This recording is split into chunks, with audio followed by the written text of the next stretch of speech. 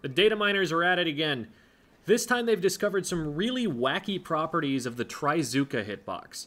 A long time ago, I put out a video explaining how the heads-up display elements for aiming the special were misleading and gave some suggestions for how to compensate for them and how you aim. In the thumbnail of that video, I said that the arc it follows is a parabola. Well, turns out it is much, much weirder than that.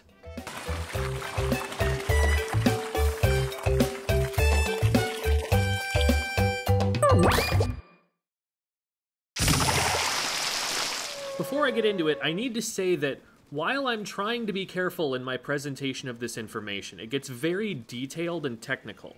I'm intentionally avoiding getting too deep into the discussion to avoid accidentally misrepresenting something.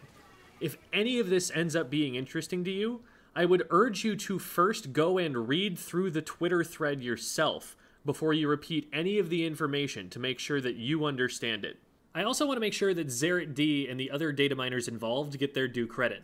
They keep putting out bangers like this, they should at least get more Twitter followers for their work. I'm linking the first tweet in the thread in both the description of the video and the pinned comment so you can go and give it a like. Trizooka does actually fire straight and then drop like a lot of projectiles do, but the direction it fires is above where you'd think it fires from looking at the splattershot reticle.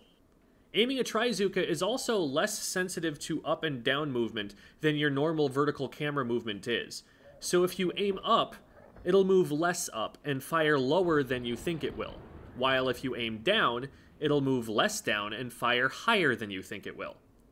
That's not the only weirdness. Hoo boy, there is a lot of weirdness.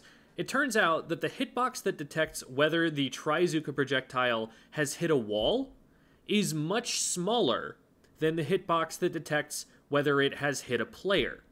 The difference isn't enough to hit someone straight through a wall, as the walls are a bit too thick for that, but it does mean that it can hit a little bit around corners, because the player hitbox will hit the corner and clip through it, while the stage collision hitbox is still small enough to just barely miss it. If you've ever felt like it was really difficult to hit someone with the special at close range, that's because the hitboxes of the projectiles start off really small and grow larger as they travel. The pattern of the orbit is also pretty compromised.